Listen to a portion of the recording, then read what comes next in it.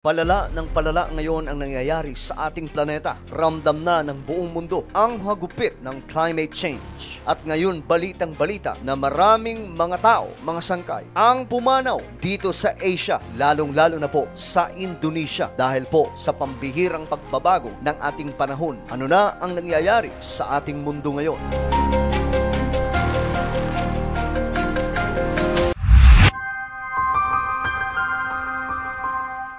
Hello, what's up mga sangkay? This is me. I'm back for another vlog today. Huwag niyo pong kalilimutan na i-subscribe yung ating YouTube channel, i-click ang bell at i-click niyo po yung all. Sa mga nanonood po sa Facebook, i-follow niyo po yung ating Facebook page. Today nga po mga sangkay, ipag-uusapan po natin ang nakakalungkot na pangyayari dito sa Asia. Abay, napakarami pong buhay mga sangkay na naman ang nawala dahil po sa pagbabago ng ating klima. Dulot po nitong climate change. At isa pong nakakakilabot na balita ang inyong matutunghayan ngayon dahil po sa isang malala na naman pong pangyayari dito sa Asia.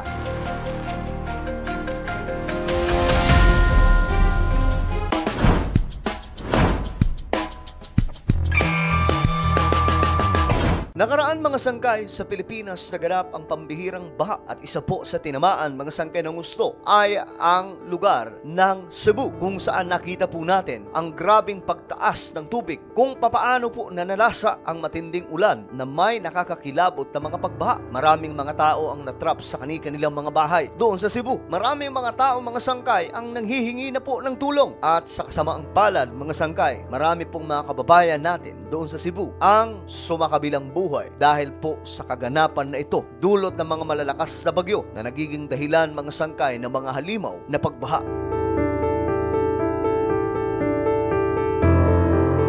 Ang Pilipinas ay daraanan mga sangkay ng iba't ibang klase mga bagyo. May mga malalakas, may sobrang malalakas, may medyo mahina naman at sobrang mahina mga sangkay. Pero isa pa rin po ang realidad. Ang totoo, ang Pilipinas ay ginagawa pong kalsada nitong mga malalakas na bagyo. Subalit mga sangkay, sa ating panahon ngayon, ito ang bad news. Ang ating mundo ay may kinakaharap na dilubyo dulot po nitong global warming. Ang climate change ang nagtutulak kung bakit mga sangkay, ang mga disaster ngayon ay talagang namang nakakatakot na. Isa na po dyan sa halimbawa mga sangkay, ang mga bagyo na nabubuo. Dahil po sa mainit na po ang ating panahon ngayon mga sangkay o patuloy na tumataas ang temperatura, ang mga bagyo na nabubuo mga sangkay sa karagatan ay hindi na po basta-basta. Mapa-hurricane, cyclone, typhoon mga sangkay, lahat ng yan ay nabubuo sa karagatan na may pambihirang lakas na umaabot na po mga sangkay sa Category 5. Kagaya na lamang po ng manalasa ang Hurricane Melissa doon sa Jamaica na kung saan mga sangkay talagang matindi ang nangyari. Matindi ang paghagupit at nilubog po mga sangkay halos ang buong lugar na tinamaan nito.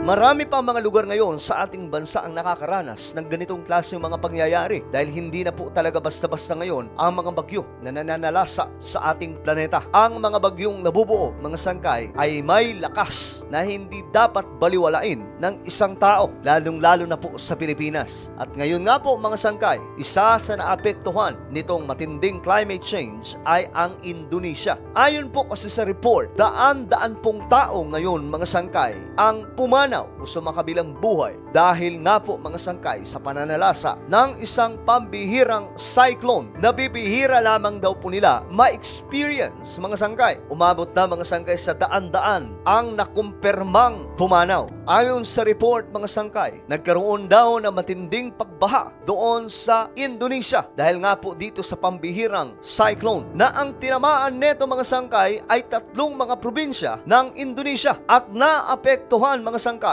ang 1.4 million na tao. Ayon sa Government's Disaster Agency, nagulantang ang lahat ng tao doon mga sangkay matapos po magkaroon ng matinding pag-ulan dulot po ng sinasabi nilang rare cyclone. Hindi inakala mga sangkay ng mga Indonesian na matindi ang bagyo na tatama sa kanila. Nagulantang na lamang daw po sila mga sangkay matapos maganap ang mga matitinding pagbaha na tumama sa iba't ibang mga lugar o probinsya ng Indonesia. At ang nakakagulat at nakakapangilabot, daan-daan po na buhay ang nalagas. At ang nakakalungkot pa po dito, mga sangkay, mayroon pa pong daan-daang mga tao ang nananatiling hinahanap o nawawala at libo-libo namang mga tao, mga sangkay, ang nagtamo ng injury.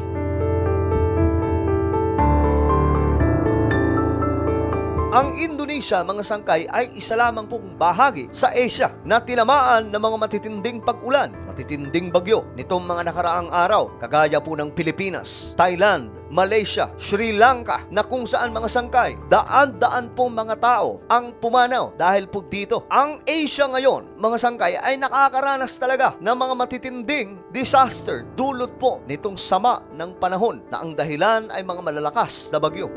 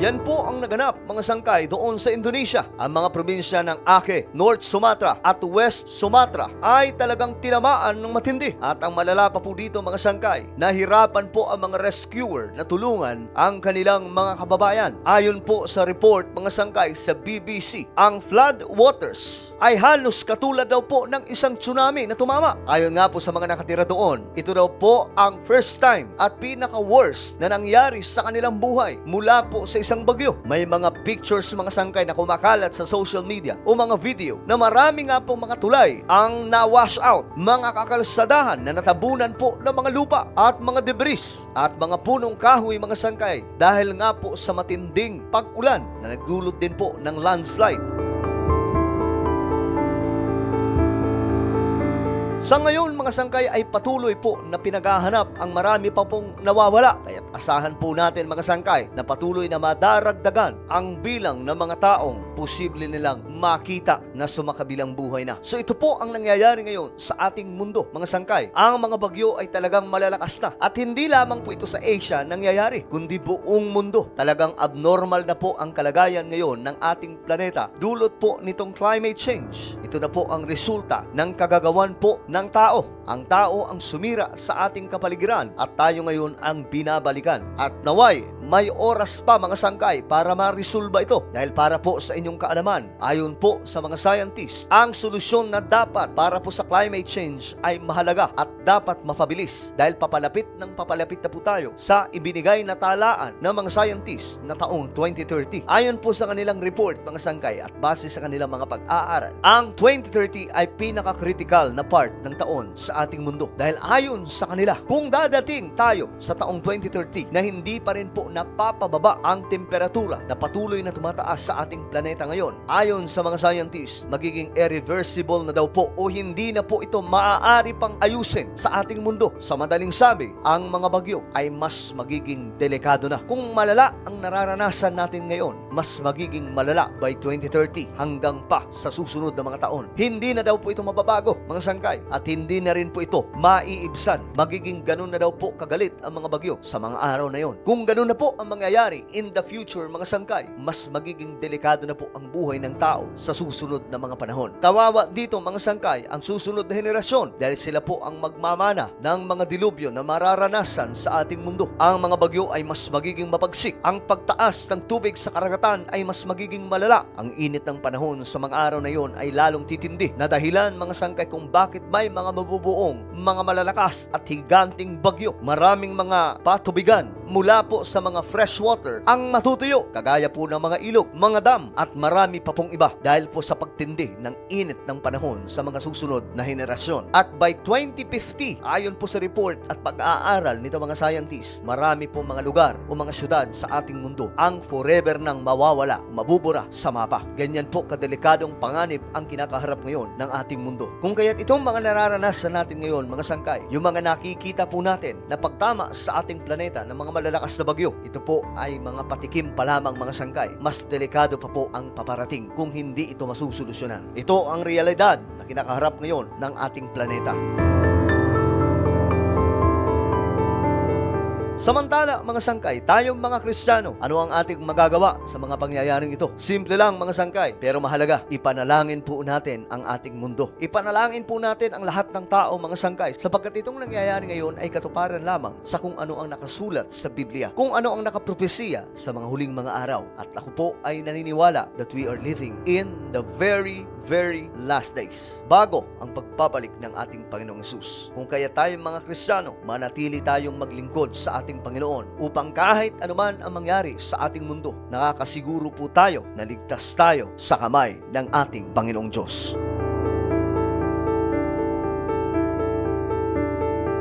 Ano po ang inyong opinion sa ating napag-usapan ngayon? Comment down below. Huwag niyo pong kalilimutan na i-subscribe yung ating YouTube channel.